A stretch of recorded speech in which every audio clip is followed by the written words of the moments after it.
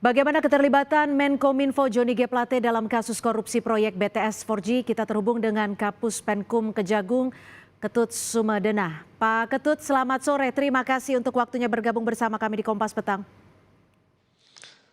Selamat sore Mbak, apa kabar? Baik, salam sehat untuk Pak Ketut juga. Pak Ketut, ini bagaimana kalau dilihat keterlibatan Plate dalam kasus ini, bisa disampaikan kepada kami peran beliau seperti apa? Saya jelaskan dulu ya bahwa perkara Bakti 4G Kominfo ini telah kita laksanakan proses penyidikan di awal Januari. Bahkan proses penyelidikannya jauh 1 tahun sebelumnya sudah kita lakukan penyelidikan di perkara ini. Sehingga memang tidak ada kaitannya sama sekali dengan hal-hal yang di luar daripada penegakan hukum ya. Mengenai apa keterlibatannya beliau, tentu ini proyek yang sangat prestisius dan strategis bagi pemerintah saat ini untuk kepentingan masyarakat-masyarakat yang terluar ya, terpencil ya, yang butuh jaringan 4G. Sehingga memang menjadi perhatian kita juga dalam hal melakukan satu penegakan hukum ya. Bagaimana keterlibatan beliau? Untuk sementara saya sampaikan bahwa beliau ini ditetapkan sebagai tersangka dalam kapasitas beliau sebagai Kemeninfo dan sebagai pengguna anggaran. Seperti itu dulu ya. Seperti apa nanti pembuktiannya tentu nanti akan kami sampaikan pada saat proses persidangan, pembuktian di persidangan. Iya, kalau total jumlah kerugian negara berapa Pak Ketut? Dari jumlah proyek yang kurang lebih 10 triliun ya, jumlah dari hasil pemeriksaan BPKP yang sudah diumumkan 2 hari yang lalu itu kurang lebih 8 triliun 32 miliar 84 juta 133 795 rupiah. Nah itu gininya apa namanya lebih tepatnya ya. Sehingga hampir 80% dari nilai proyek ini menjadi suatu kerugian negara. 80% diduga menjadi kerugian negara. Konstruksi kasusnya dan juga modus yang dilakukan oleh tersangka ini bagaimana Pak Ketut? Berdasarkan dari hasil pemeriksaan perhitungan perekonomian negara dari BPKP, ada 3 garis besar yang didapat bahwa terkait dengan kerugian negara ini. Salah satunya adalah tidak dilakukan penyusunan kajian pendukung ya, yang dibayarkan ya. Kemudian ada beberapa item-item pembelian yang di-markup.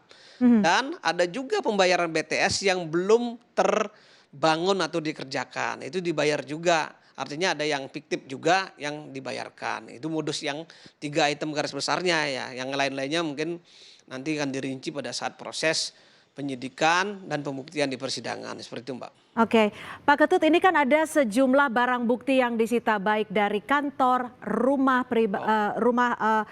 Johnny G. Plate dan juga mobil. Dan kabarnya juga ada barang yang disimpan di dalam kotak khusus di kantor ini. Apa Pak Ketut yang disita saat ini? Khususnya mungkin yang di mobil dan yang di kotak khusus ini. Jadi begini, kami tidak bisa memberikan penjelasan secara gamblang apa-apa saja yang didapat dalam proses penyitaan dan penggeledahan dari tadi pagi ya. Dan penggeledahan ini suatu keniscayaan dalam suatu proses tindak pidana. Semua pasti akan dilakukan penggeledahan dan penyitaan. Mulai dari proses penetapan tersangka yang kelima sebelumnya, itu juga kita sudah melakukan satu penggeledahan termasuk terakhir adalah Pak JGP ya, tentunya yang akan dilakukan penggeledahan adalah terkait dengan yang terdekat sama beliau seperti rumah dinas, seperti kantor beliau yang ada di Kemeninfo dan termasuk juga mobilnya yang tadi untuk dalam rangka pengamanan ya. Yang paling jelas yang kita sampaikan di sini apa saja isinya ya, tentu dokumen-dokumen yang terkait dengan proyek ya, dan termasuk barang bukti elektronik seperti HP, laptop dan sebagainya seperti itu. Iya, Pak Ketut, lalu kaitan antara Johnny G. Plate dan juga adiknya seperti apa terkait dengan kasus ini sendiri? Kalau untuk adiknya kita masih lakukan pendalaman ya. Memang di dalam beberapa pemberitaan, beberapa hasil pemeriksaan ya ada pengembalian sejumlah uang yang diterima oleh adiknya. Tapi kami masih menilai bahwa yang bersangkutan ini adalah pihak swasta yang tidak punya kaitan sama sekali dengan kegiatan proyek BTS 4G Bakti Kominfo. Belum ada kaitan sama sekali, tapi kenapa mereka dapat aliran dana, nah ini perlu kita dalami lagi ya. Kalau terkaitan dengan antara adik dengan kakak ya tentu kami akan dalami ke depannya. Kami nggak bisa mengungkapkan semuanya di dalam publik ini ya, karena ini masih dalam proses penyidikan, Mbak. Baik, baik. Lalu apakah akan ada penetapan tersangka lainnya dalam waktu dekat? Saya katakan tadi bahwa proses ini sedang bergulir ya. Apapun bisa terjadi ya.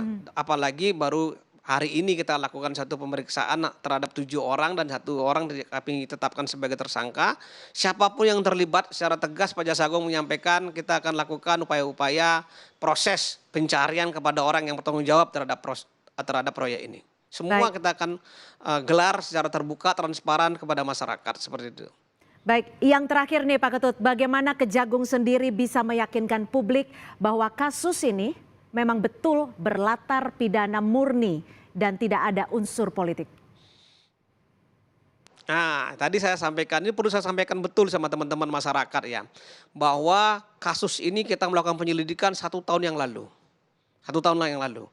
Ya, yang kedua, penyidikan kita lakukan awal tahun Januari. Jadi tidak ada kaitannya dengan penetapan presiden, ya, tidak ada kaitan dengan politik, nggak ada sama sekali.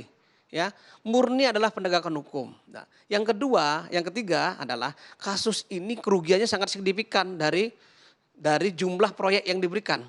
Dari jumlah proyek 10 triliun, kerugiannya 8 triliun. Suka tidak suka, mau tidak mau kita harus melakukan satu upaya-upaya penegakan hukum yang memang harus disampaikan kepada masyarakat. Dan yang keempat Mbak, proyek ini adalah proyek strategis nasional yang dimiliki oleh pemerintah. Di mana proyek ini dipentingkan untuk masyarakat umum dan masyarakat khalayak yang tidak dapat jaringan 4G. Makanya disebut sebagai proyek 3T, terluar, terpencil ya. Yang terdalam itu ya, yang notabene ada di wilayah timur Indonesia. Oke. Yang jumlahnya 3.000-an satelit. Nah, ini kepentingannya untuk orang banyak. Sehingga memang betul-betul sesuai dengan keinginan Pak Jaksa Agung, penegakan hukum untuk khalayak ramai dan kepentingan umum orang banyak. Pak Kapus Penkum, singkat saja terkait dengan kasus ini, apakah proyek ini nantinya akan langsung dilanjutkan atau mau tidak mau akan mandek saat ini? Singkat saja. Tidak. Kami punya komitmen tidak saja dalam hal proses penegakan hukum itu melakukan kegiatan-kegiatan yang sifatnya represif ya. Komitmen kami adalah mendampingi bagaimana proyek ini ke depannya bisa berjalan berkelanjutan. Sehingga kami dengan bidang datun kami bisa dilebatkan dalam hal pendampingan dan pengamanan proyek ini sampai betul-betul masyarakat bisa terlayani dengan baik seperti itu Mbak. Baik, terima kasih atas insight dan juga informasinya Kapus Penkum Kejagung Pak Ketut Sumadana telah bergabung bersama kami di Kompas Petang.